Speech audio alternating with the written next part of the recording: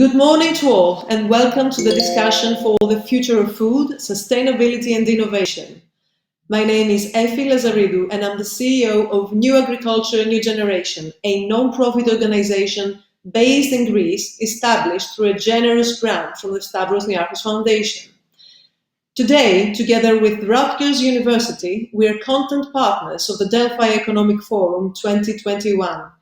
Bringing together three global thinkers and leaders in the area of agriculture and food. Sara Boettiger, Head of Global Public Affairs, Science and Sustainability at Bayer. Cooperhouse, President and CEO of BlueNalu. And Steiner, Senior Vice President at the Rockefeller Foundation's Food Initiative. I am confident that this will be a fascinating discussion. Food is the most critical parameter to optimize human health and environmental sustainability. However, food is currently posing an immense threat both to people and the planet. The tremendous challenge for humanity today is to provide a growing world population with healthy diets from sustainable food systems that operate within the planetary boundaries. To achieve negative emissions globally, as per the Paris Agreement, the global food system must become a net carbon sink from 2040 and onward. A radical transformation is needed now. I am inviting our esteemed speakers to share with us their insights and the strategies created by their organizations in that direction. And Sara, if I may start with you. The pandemic has really highlighted the importance of resilience in our food systems. At the same time, the UN Food Systems Summit is being convened due to the central role food systems play in achieving all of the UN Sustainable Development Goals. What needs to happen if we are to meet the challenges ahead? And how are the ag and food industries changing? Big question. I'll give you a few thoughts. I think the first thing to note in answer to your question is that the challenges are really different now than they were before the pandemic. Our progress against the SDGs has been significantly compromised. We now have a lot of competing interests for scarce government resources.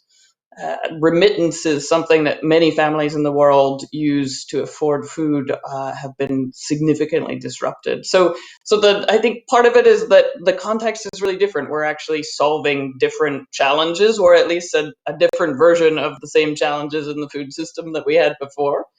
And it's not done changing. We'd like to talk about the post-pandemic or building back better, but we still have a long way to go, and the space is evolving. But then the other part of it, which is going on in parallel, is that the ag and food industries are really undergoing two big disruptions right now. One of them is a digital disruption, which has been a long time in coming, but I think is finally really taking root. And the other is a sustainability transformation, where the drivers of that part that you mentioned, operating within planetary boundaries, are really embedding in things that are driving companies. They're driving capital markets, they're driving consumers, they're driving financial institutions in ways that are creating an environment where at Bayer, the environmental considerations, the sustainability, the social impact are fully embedded in our commercial long-term growth plan. So it's no longer a sort of nice to have sustainability on the outside of a company. It's really in the middle of the commercial fabric of the company. So those are some of the things that I think are changing right now. Yes, it's quite interesting to hear from you, representing a global firm that is at the forefront of these changes. Roy, may we hear from you? You are often emphasizing the fact that we have optimized our food systems for profit and production of calories, and that we also need to optimize them along the lines of nutrition, environmental sustainability, culture, and community. What are the fundamental shifts we need to make, and how much time do we have for these adaptations? Well, time is running out. I think the fundamental shift has to be with thinking about the food system as a whole from really a system lens perspective. Because right now, if you there's a real momentum to look at true cost accounting of the food system, and we've just done an analysis, for example, in the United States, where the food system actually generates about $1 trillion worth of value, but actually creates $2 trillion worth of costs. And so, yeah, and over half of those costs are actually because of the healthcare system, because our diet is now the number one risk for early mortality. And the other costs are obviously the environmental, biodiversity, economic costs that are the result of the kinds of systems we have right now. And from an overall societal advantage perspective, from a system perspective, we're not optimized.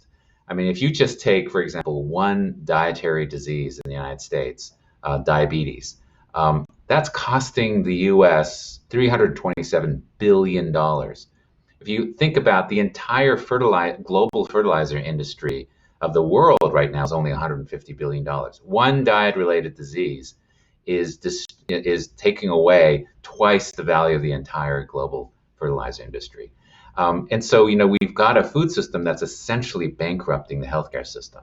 Yet, food is also, we know, is medicine. And we could actually have incredible impact on health if we got the right kinds of diets in place and the right food systems in place. Similarly, with the environmental sustainability and the costs that come from having poorly designed or inadequately designed for environmental sustainability agricultural systems, we have to be thinking from that systems lens.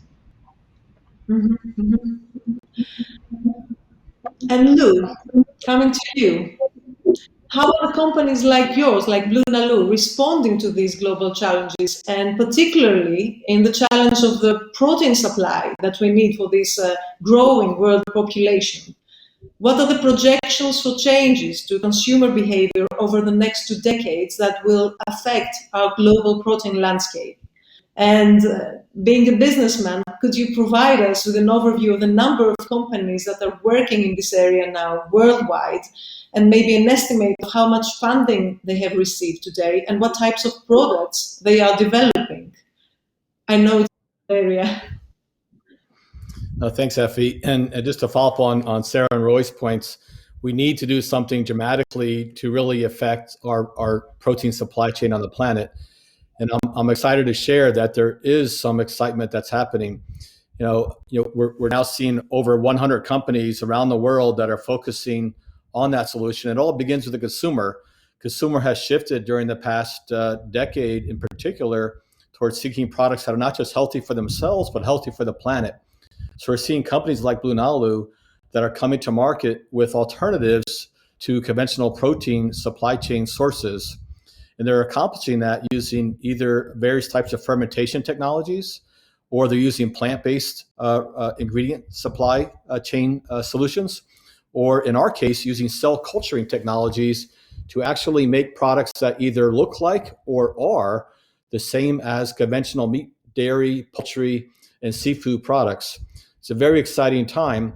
Many believe that we are literally at the front end of a global transformation of our protein supply chain, very similar to the way the computer industry was in the 1970s in the United States. And here we are, almost 5 decades later, and still seeing considerable changes in the tech revolution, but we're now seeing that in the food tech revolution. So one of your questions was about projections. There have been some projections that by the year 2040, 35% of our global protein supply chain will be made up of cell culture protein products, 25% by plant-based, where conventional meat, poultry, and seafood will become unconventional by that time, representing 40% market share.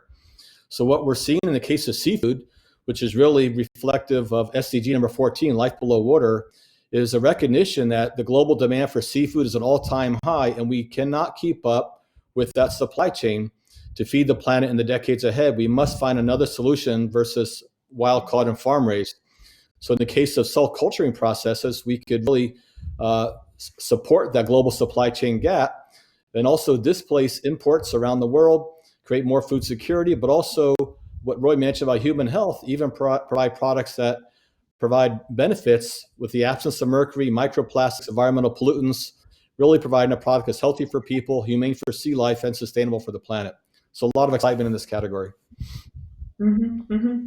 Certainly exciting, since you're referring to sell cultured seafood and food in general, proteins.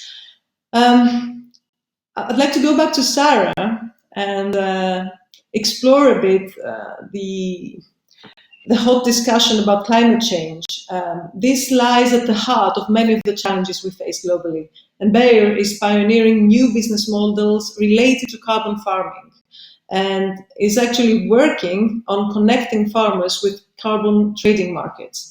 So how is this work progressing, and what challenges still remain? And if you have a few words on what's happening in Europe right now, that would be very interesting for our audiences, I'm sure. Yeah. So, I mean, I think first thing to note is that farmers are facing challenges with climate change in the risk on their farms. You know, we talk about how crops are moving, in that they're where they grow, the areas are changing, and the frequency of extreme weather is changing. And Greece knows this as well as anybody, being, you know, the Eastern Mediterranean is such a hot spot in terms of climate change. So agriculture is fundamentally having to shift. Farmers are having more risk, but they're also a part of the problem. We know that the agriculture sector contributes a large percentage of the global greenhouse gases, and that's something that we've been really excited to address at Bayer. And this fits in a bit to lose excitement of different models. There's different models of production. There's different call from the markets. There's different policies that are creating these opportunities for new business models. And what has been the challenge is, how can you figure out how to get farmers to change their farming practices in ways that either avoid greenhouse gas emission or sequester carbon in the soil. So that's what we're doing. We started last year in earnest, and this year we will have millions of acres under climate smart practices. But there's a lot of challenges. We're still at the very beginning, honestly, of understanding soil and carbon and root systems, and so we've got a long way to go. It's a very crowded field with lots of innovation in it, which is fantastic. But our bet at Bayer is that if you keep it science-based and focused on the farmer, so that you're understanding from the farmer's perspective what they need, and if you approach it with a collaborative partnership kind of a lens, then that's what's going to crack this space. But it's moving fast. You asked me quickly about Europe. Of course, the Green Deal in Europe is an audacious set of policies heading in the direction of really trying to tackle some of the climate challenges and a lot around the agriculture space that will change the way farming is done in Europe and require just a lot of innovation. And I think that's where we need to be on the cutting edge to make sure that to face these challenges, we're innovating and partnering as fast as we can. And are there any locations globally or in countries that are leading these changes, that are at the forefront of innovating and using innovation for the benefit of farmers and the environment?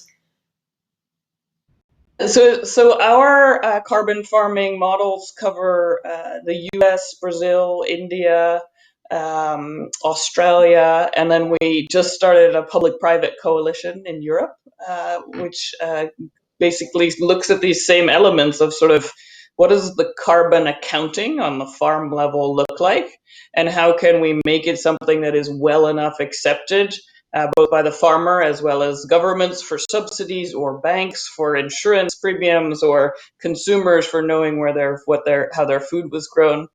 So it's really global. Every system is super different. In India, we're looking at methane reduction on rice paddies, which is a huge piece of the puzzle.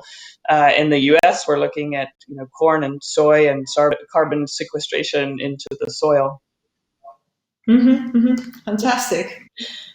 It's fascinating to be at the forefront of these changes. Roy, let me come back to you. During the recent years, we have been trying to define what quality diet is actually, and the very definition has been very challenging. In your opinion, what do we need to do to advance our understanding of quality diets and implement this knowledge? And I know that at the Rockefeller Food Initiative, you have also the periodic table of food in your agenda, and that's even more fascinating. And we would be very interested to hear about all these. Sure. Well, when it comes to, what is a good diet, everybody's interested in it. But if you read the headlines, you may think no one knows what a good diet is, because there's so many confusing claims out there. People saying this is healthy, and then they change their mind and say it's not healthy. So there's a good reason why people are confused. However, if you actually go to the nutritional literature, there's actually quite a bit of consensus on what a good diet is. About 80, 90% consensus. There's differences of opinion on selected issues. But if you ask most nutritionists, diets that are high in fruits and vegetables, seeds, nuts, fruits, whole grains, most diets now are not even close to what they need to be in terms of what we know is healthy. Only 10% of Americans actually eat the adequate quantities of fruits and vegetables. Only 10% of Ethiopians do, and my guess is only 10% of Danish people do. Like maybe they're a bit healthier. So we are quite far off of what the science tells us a good diet is. And we're talking about really dietary patterns. Everybody wants to have the miracle pill or the miracle food, and that's not it. It's a pattern that you have to be eating in order to be healthy. The reason why, we can say what's healthy at a population level, the challenge, of course, is we're all different, right? We all have different genetics, different microbiome, and so different people are going to react to foods in different ways. And we are recognizing that we actually don't know as much about food as we thought we did, right? Like most food composition tables in the world measure about 150 biomolecules, vitamins, minerals, starches, proteins, those things. But actually, an average diet has 20,000 biomolecules. We're not measuring, we don't understand 99% of the biomolecules we're putting into our body. We don't measure them and we don't fully understand them. Yet we know they're absolutely essential for good health. They affect our microbiome, they have regulatory functions, all of these, and we're just starting to get glimpses of that, right? And it's a very exciting field to start to understand how the various components of food. It is not simplistic. And so one of the things we're helping with a coalition of people is to create a global database using the latest mathematics to really measure in a comparable way the 1,000 foods that feed humanity. We'll start with that, and really measure. We're hoping at least 4,000 biomolecules. So we get a much more robust and nuanced understanding of the foods we're eating. Then, of course, you still have to guide people to eat this stuff. And as you know, there's been lots of attempts at putting quality star ratings and front of pack labeling, and I have to say, these are all good attempts. All of them have downsides, but I think we have to keep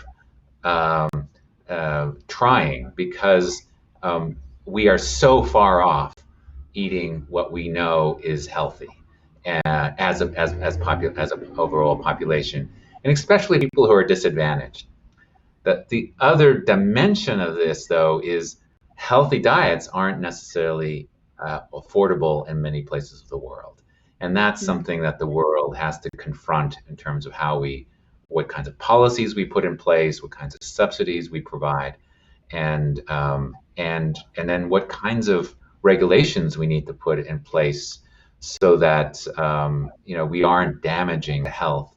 I think the greatest danger to our food right now is ultra processing. And we have very large interests that want to keep making money out of food that we know is unhealthy. And that you can just see that with the incredible opposition to sugar taxes, which we know work, but there's a lot of companies who suddenly come in and try to kill any attempt at reducing sugar in our foods or taxing sugar in our foods.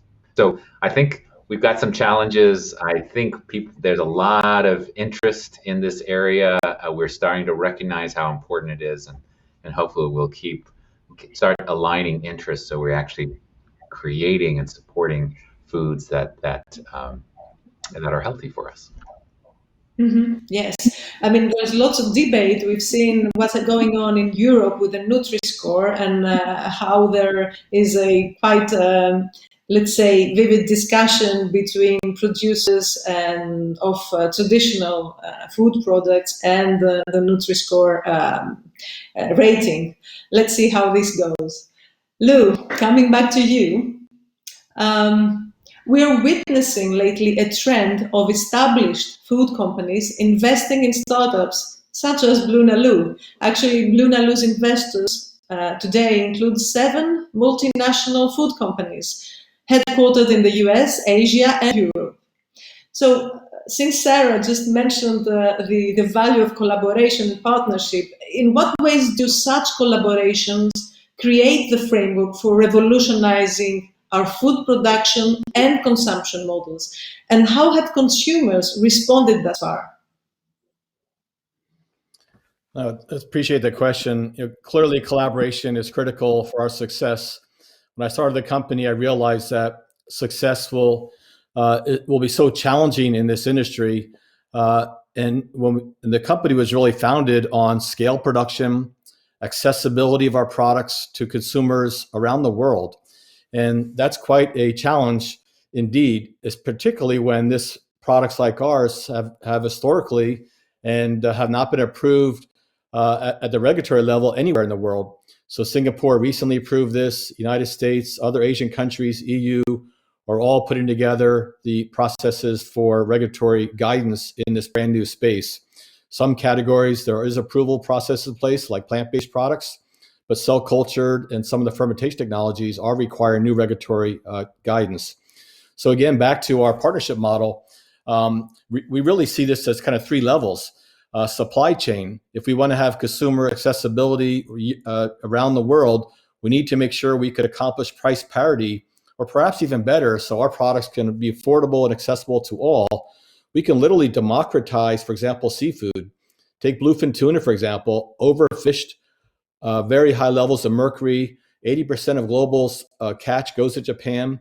What if instead this model went from supply restricted to demand driven? We can make as much bluefin tuna and it can be accessible to all and democratized based on consumer interest, not necessarily based on consumer or supply chain restrictions. So that's really our model. So supply chain and cost of goods partners are really critical. So in our case, Nutreco, one of the largest suppliers of agricultural feed in the world, is a strategic investor in the company, as is Griffith Foods, a US-based company focused on food science and culinary, very critical to our success. And then also operations, sales, marketing, distribution partners are also critical. In our case, that includes Pulmuon from South Korea, Sumitomo from Japan, Thai Union from Thailand, and Rich Products in the United States that have all participated, in addition to Syngenta through Radical Growth initiative of theirs, have participated as well. And we recently announced a joint venture, an MOU, I should say, with both Thai Union and Mitsubishi to really explore the market opportunities in Asia as well. So again, our success will only come through joining hands. In our case of seafood, today we have wild and farm raised. We will now have a third solution, cell cultured, We must really supplement the global supply chain, at a minimum, just to feed the planet in the decades ahead.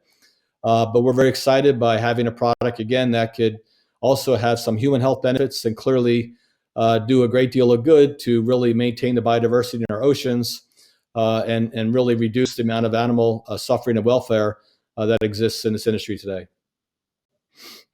And how are consumers responding thus far? Yes, no, we're very excited. What's really interesting about this whole category, there are so many benefits to this. There's food security, there's sustainability, there's nutrition and other benefits of this process and health. But what we've really found when it comes to seafood, we've tested this through consumers, and we found a really high level of interest in our products. The people that enjoy seafood the most and consume it most frequently had the greatest amount of familiarity and awareness with the issues in the seafood supply chain. The words that come out of their mouth are mercury, microplastics in the ocean, some of the devastation to the ocean floors through dredging or nets that occur, animal suffering. So we're hearing all these issues with consumers that really resonate. We've also heard from the food service, the restaurant industry, a benefit that we didn't think we'd hear to such significance. But what we really came to realize is there's such great variability in the supply chain with seafood at the restaurant level. What BlueNalu offers, again, is a product that can be available year-round consistently without the variability in supply and quality and perhaps safety that they're currently experiencing with 100% yield. So our product, we're just making the fillet. We're not making anything living. We're making just the portion that people consume. So what we're doing is we're replacing a product that may come 10,000 miles, say from Southeast Asia to New York City, experiencing perhaps 30 or 40% bycatch, maybe a 60% yield. And the new model is a product with 100% yield that comes from a factory 100 miles away. So it's really redefining local. In the case, it's a bit like vertical farming is, but now if you will, it's vertical seafood production. So it's a similar kind of logic, really bringing food closer to the consumer, and offering year-round availability. So that really resonated with the restaurant industry, as well as the other benefits that clearly include sustainability. So a great deal of interest, and we can't wait to launch. Amazing. It's very interesting that, let's say, the heavy users of seafood are the ones that have the greatest awareness about the issues in terms of the oceans and all the mercury, microplastics, and all the issues that are at the forefront of the challenge for our seas. Fantastic. We've heard amazing insights. We've heard about digital and sustainability challenges in the ag sector. We heard about the periodic table of food and how we are exploring the thousands of substances that are included in our food. We heard about cell-based seafood and this need to replace the protein production. It has been fascinating. Thank you very much for sharing your experience and powerful insights. And I would like to, let's say, conclude this discussion by inviting you to share with us a short closing remark. Sara, would you like to start, as we did? Sure. You can just hear the excitement among my colleagues on the panel. It really does feel like a different era, having been in this field for a long time, where the innovation and the commercial markets and the digital advances we're making in data are aligning in a way that can be really pushed forward towards sustainability, both social impact and environmental impact.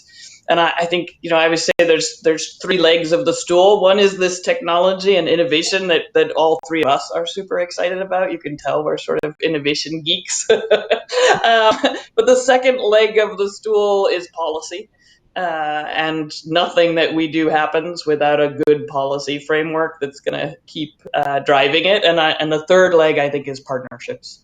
that I also believe that that none of what each of us wants to achieve happens without really good, solid partnerships across both public and private sectors.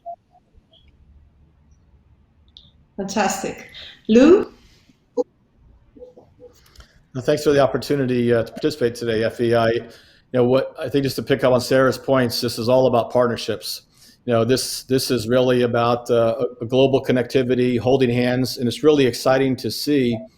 Just as BlueNalu got started, it's really been an interesting focus group, if you will. There's the global investors are all talking to each other. There's tremendous interest. You're seeing activity with startups like BlueNalu that are really excited, and we're all beginning space because of what's happening with consumers. So consumers are evolving, entrepreneurs are establishing companies, investors are excited and see this as a very disruptive opportunity to participate and really embrace ESG goals, not just financial, to really have a long-term mission towards supporting companies like ours. And we're even seeing employees that want to join companies with this commitment to social values. So the shift is happening at all levels. It's really exciting, but it's really all about can only be accomplished through partnerships. So really encourage everybody to become increasingly aware of this category. It is absolutely on fire. I really do predict that this will really transform our food landscape in the decades ahead. And it's not too late to jump in and encourage everybody to participate as much as they can. Fantastic. And Roy?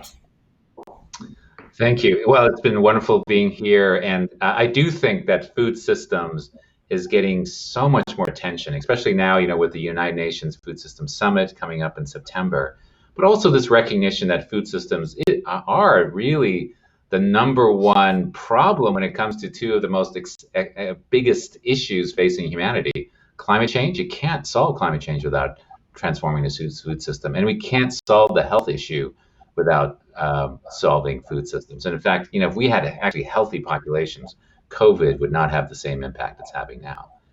But at the same time, food systems are the solution.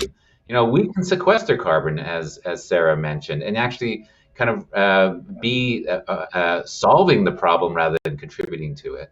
And food is one of the best medicines possible. I think in the future, we're going to heal our diseases with food. I think we're going to get to that place. And maybe the pharmaceutical companies don't want to hear that, but maybe they should become food companies so that we can really contribute to health. But it really creates, once you start envisioning the possibility, it's extraordinarily exciting. And I think we need to envision what's possible and not only focus on all the challenges, which there are many, and it can be very disheartening and very demotivating. But we can also, and we need to understand that, but we need to create a much more powerful vision of what's possible and what of the world that we want. And I'll leave that there. Fantastic. Thank you very much again for your experience and insights. Congratulations to the Delphi Economic Forum for making this happen, and thank you very much all for attending. Right. Thank you. Thank you. Thank you.